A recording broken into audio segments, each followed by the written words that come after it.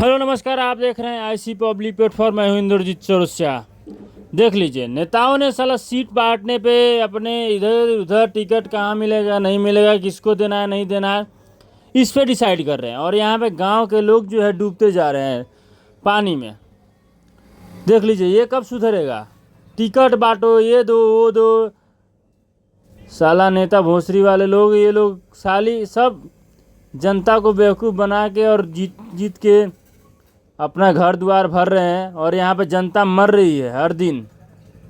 देखिए ये कैसे डूबा हुआ, गाड़ी वाला कैसे गिरा है। ये चचरा का जो रास्ता बना हुआ है, इससे गांव के लोग आते जाते हैं। इस पे शर्म नहीं आता है नेताओं को। और अपना टिकट बांटने में और अपना जेब भरने में साले व्यस्त हैं नेता लोग भोसरी वाले। देखिए ये गांव के लोग किस तरह परेशान हैं। देखिए इस वीडियो को। आपको बोले उधर छोड़ देने के लिए गाड़ी के साथ।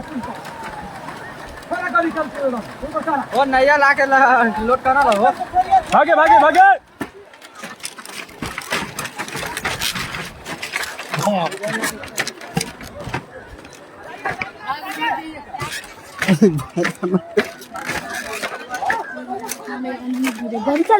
गाड़ी कहाँ है?